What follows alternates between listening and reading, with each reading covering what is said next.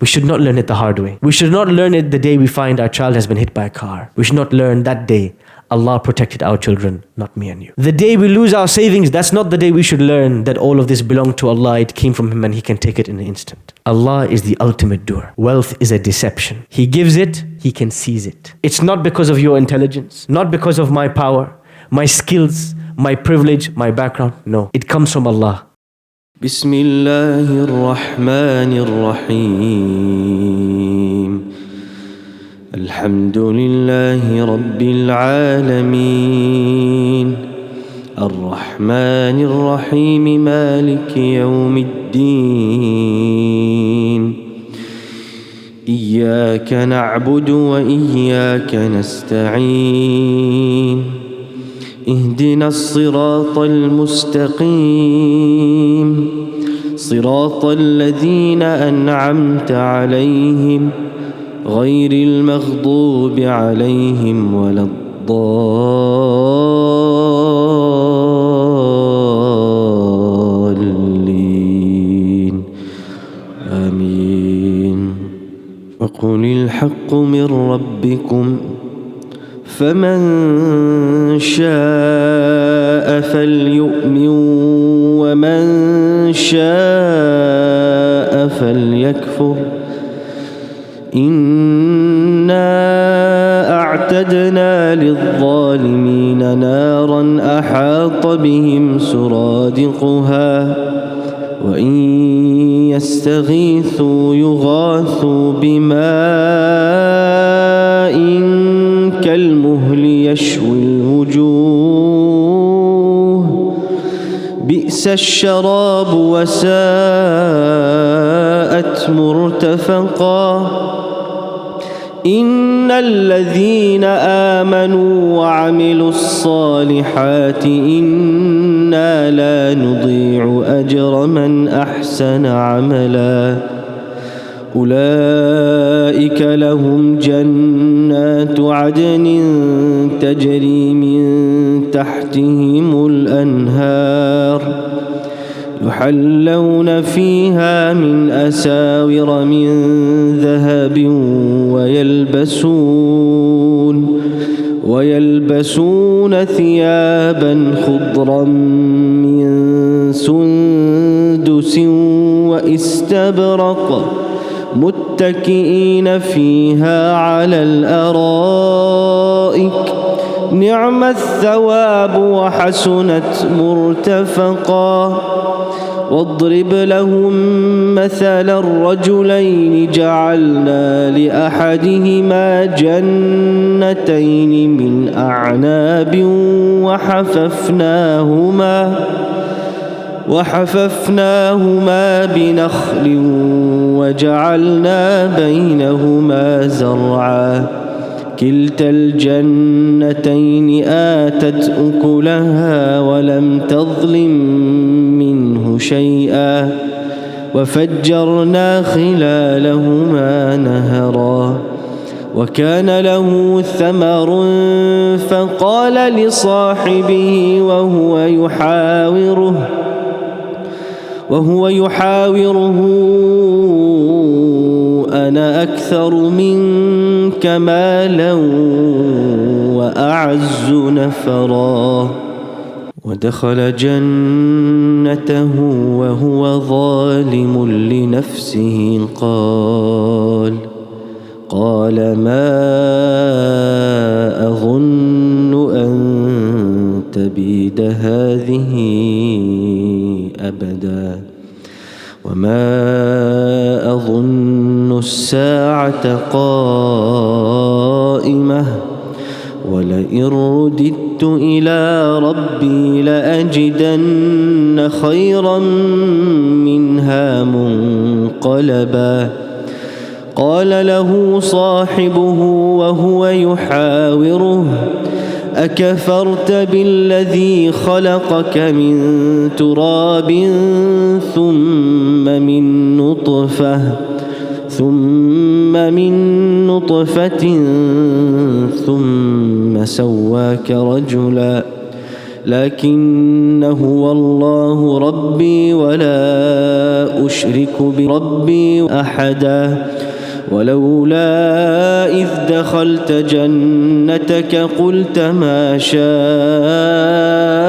الله لا قوة إلا بالله إن ترني أنا أقل منك مالا وولدا فعسى ربي أن يؤتيني خيرا من جنتك ويرسل عليها حسبانا من السماء فتصبح صعيدا زلقا أو يصبح ماؤها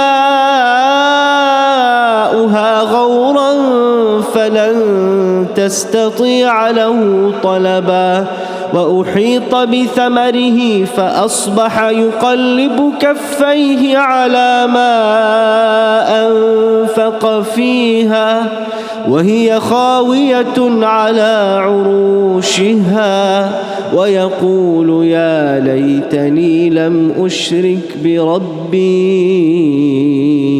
أحدا. بسم الله الرحمن الرحيم. الحمد لله رب العالمين وصل اللهم وسلم وبارك على نبينا وحبيبنا وقرة أعيننا محمد وعلى آله وصحبه أجمعين. السلام عليكم ورحمة الله وبركاته. In 2008, we saw the greatest financial crash, the greatest recession that we have seen in history, in written history. People for decades had been placing all of their money in savings accounts, in investment accounts, in ISAs, in FTEs, in stocks. And they had left their money there thinking, I trust this process, everything will be fine. And one day they'd wake up and their life savings suddenly doesn't exist. In the same process, we found out that a number of people who were on Wall Street in the US, the people who were the heads of financial institutions, were actually lying to people, stealing money from people, pyramid schemes, Ponzi schemes. We realized how much of it was a lie, but for us to realize this, the whole thing had to crash. People had to lose millions. They had to lose their life savings. In today's reflection, we recited the verses from the second story in Surah Al-Kahf, the 18th chapter of the Quran. That second story is a story of two men, the two men and their gardens. We said that Surah Al-Kahf is about deception, 4 lies that we are told in this world, and how to realize that we are being lied to. In this story, we are talking about the deception of money, of wealth. What happens when somebody becomes successful materially? When somebody gets a promotion or two, somebody gets a degree or two, somebody does well in business, somebody gets a large inheritance from their parents. What happens mentally? You start to feel entitled. You start to think, I get the credit for this. I contributed to this. My intelligence, my hard work. And what starts to happen? You start to put more trust in savings accounts, in banks, in processes, in people. You start to trust them more, and Allah subhanahu wa ta'ala starts to get removed from the picture. Picture this. Somebody puts their life savings in a savings account. They put their life savings, they invest it in a business. And in their mind, they cannot imagine making a complete loss. In their mind, this is a reliable process, trustworthy process. They put their trust in the thing, and they keep going. Somebody installs a security system in their house. They put an alarm, they put sensors, they put CCTV cameras. Suddenly something strange happens. Every day when they leave their house and they lock the door, they stop saying, Bismillahi tawakkaltu ala Allah. What happened? You start to get the illusion, the lie, that the security system is protecting the house. One time I left my house. Me personally, I left my house, I locked the door. And I forgot to say Bismillah tawakkaltu ala Allah, the dua of leaving the house. And I went to sit and study with my teacher. And a strange thing he asked me before we started. He said, when you left your house today, did you say, Bismillah, tawakkaltu ala Allah? I said, no. He said, you know why? You started to put more trust in the security system, in the lock and key, in the CCTV, and less trust in Allah. Do you know what can happen? You can reach home, the whole house can be burnt down, and your security system will still be standing. Who protects your house? Don't live in a lie that there's more power in these things than there is in Allah. The story of these two men, what is their story? One of these two men, Allah had granted a beautiful farm. Jannatani min a'nab, 2 gardens of grapes, and surrounded by palm trees and a river in between them. A beautiful sight to the eye, a successful operation. كِلْتَ الْجَنَّتَيْنِ آتَتْ أُكُلَهَا وَلَمْ تَظْلِمْ مِنْهُ شَيْئًا. He made a full profit. Now the thing is, with agriculture, it's so dependent on the season, on the rain, on the soil, on the temperature. But this man somehow, he made a full killing, he made a profit, a huge profit. وَكَانَ لَهُ ثَمَرٌ. And he got some grapes, he got something from his garden, and he went and took it to his neighbor. The challenge with this, when you start to absorb this mindset, I have earned this, this is me, this is my success, my achievement. It's not obvious to you, and it's not obvious to those around you.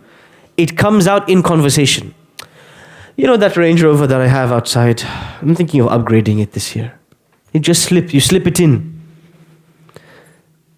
You know those 3 houses next door? Yeah, I own all of them. You just slip it in conversation. This is what happens with this man and his neighbor. He goes to his garden, he plucks the fruits, he goes to his neighbor. قَالَ لَهُ صَاحِبُهُ وَهُوَ يُحَاوِرُهُ. This is really important. While chatting to him, you know, like you normally chat to your friend. How's it going? What's new? Yeah, I just bought a Bugatti yesterday. And he just slips it in. أَنَا أَعَزُّ مِنْكَ مَالًا وَنَفَرًا. You know, I've got more wealth than you, and I've got more employees, you know. He just slips it in like that in the conversation. And then he goes back. So now, without realizing, he started to boast to people around him. And then he goes back to his garden. وَدَخَلَ جَنَّتَهُ. The mindset is so deeply entrenched inside him. He enters his garden. وَدَخَلَ جَنَّتَهُ وَهُوَ ظَالِمٌ لِنَفْسِهِ. He enters his garden without realizing he has a disease in his heart. What's that disease? قال ما أظن أن تبيد هذه أبدا. Some scholars say he didn't even say this out loud. He's thinking this as he walks into his garden, as he strolls between the trees, as he looks at the acres of land. He says, this is never going to finish. I'm going to pass this down to my kids, my grandkids. People walk past their properties, they walk past their cars, they go and they log in to see their savings account. They say, you know what? I did a good deal.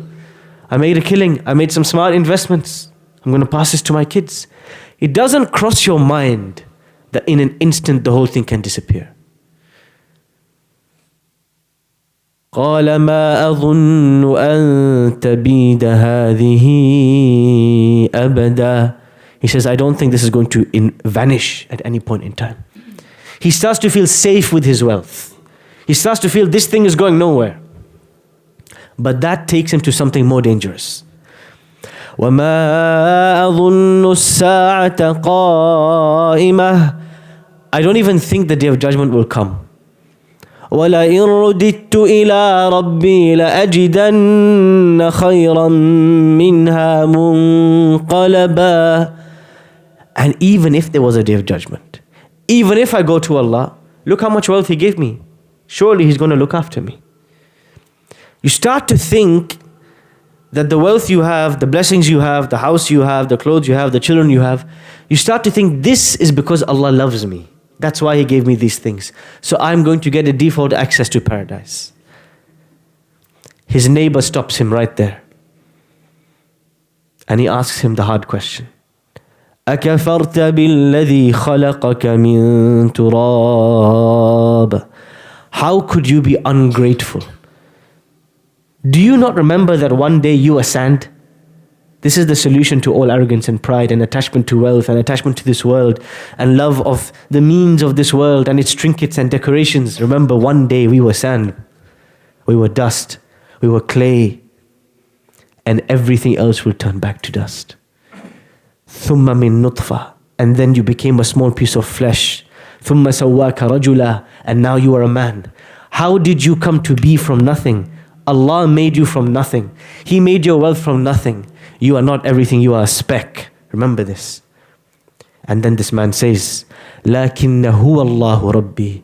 He says, but me, Allah is my master. Everything I do, I know it comes from Him. I see something beautiful in my house, I say, He gave it to me. Not for a second do I think it belongs to me. I know He can take it away any moment. وَلَا أُشْرِكُ بِهِ أَحَدًا. I will not make anyone equal to Him. وَلَوْلَا إِذْ دَخَلْتَ جَنَّتَكَ. My friend, why? Why? When you entered your garden, why didn't you say these two special words? These two words. If we have this mindset, it will change the way we see our wealth. وَلَوْلَا إِذْ دَخَلْتَ جَنَّتَكَ قُلْتَ مَا شَاءَ اللَّهُ لَا قُوَّةَ إِلَّا بِاللَّهِ. When you look at what you have, first thing you should say, مَا شَاءَ اللَّهُ. This word, we use it so often. We don't understand the depth of what it means. مَا شَاءَ اللَّهُ means, if Allah did not will it, I would have nothing today. I could have all the skills, all the intelligence, all the degrees, all the business partners, but I would have zero. Like the people on Wall Street in 2008. $100 billion disappeared overnight. Where did it go? Nobody knows. Overnight. They had everything and suddenly they had nothing.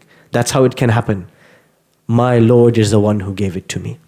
Second phrase, لا قوة إلا بالله. The interesting thing in this passage is this man is accused of shirk, making equals to Allah. And in the end of the story, he says, why did I make equals to Allah? Now, did this man worship idols? The vast majority of historians say, no, he was not worshipping idols. Then how is he committing shirk? How is he making equals to Allah? This is the type of shirk that many of us commit and we don't realize it. Shirkul asbab. When we start to think that the machines and the means and the people and the processes are doing things, not Allah. When you put your clothes in the washing machine and you think, that's cleaned my clothes. No, Allah cleaned. Allah subhanahu wa ta'ala is the ultimate will. If He willed it, you could have put your clothes in there, put the soap in there, the powder in there, and nothing would have happened.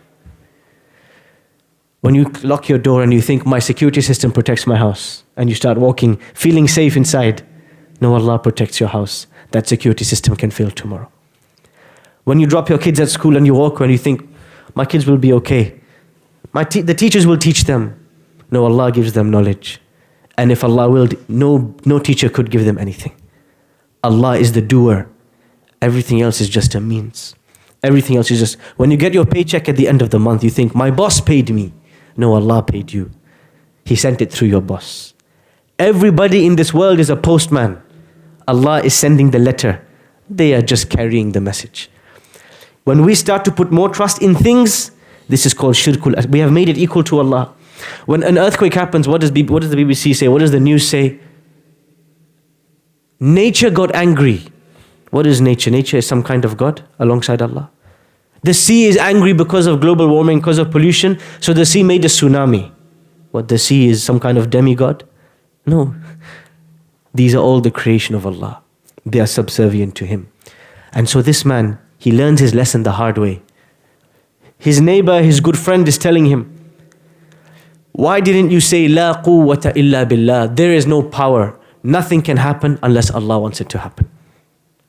And look, he says to him, I have less money than you, less people than you, but I'm grateful to Allah. That is the secret. It's not about having more. It's about being content with what you have. And then what happens? He enters his garden and Allah subhanahu wa ta'ala destroys his garden completely. He finds his garden is destroyed. أصبح يقلب كفيه على ما أنفق فيها. He starts to then grit his hands together in regret over all the investments he made in this place. ويقول, and he says, يا ليتني لم أشرك بربي أحدا. Why did I put my trust and feel safe in the process, in the nature, in the plants, in my employees? Why didn't I say this all came from Allah? Look what happened. In one moment it disappeared. One moment it's all gone. And then Allah subhanahu wa ta'ala concludes the story and he comments, وَلَمْ تَكُنْ لَهُ فِئَةٌ يَنْصُرُونَهُ مِنْ دُونِ اللَّهِ. Nobody could help him in this moment. There is no refund on his lost property. Nobody's going to give him back his money, his wealth. His garden is never coming back unless Allah gives it back to him. Nobody can help if Allah subhanahu wa ta'ala turns away. وَمَا كَانَ مُنْتَصِرًا. And nor can he do anything to revive it. The game is over. هُنَالِكَ الْوَلَايَةُ لِلَّهِ الْحَقِّ. Today he realized something. Allah has the walaya. He looks after everything. Not me, not my manager, not my supervisor, not my security guard. Allah is the ultimate doer. هُوَ خَيْرٌ ثَوَابًا وَخَيْرٌ أَمَلًا. His reward is better, and it's better to put my hopes in him, not in anybody else. Today, Sahib al-Jannatain, the man with two gardens, he learned this lesson that we should all learn. We should not learn it the hard way.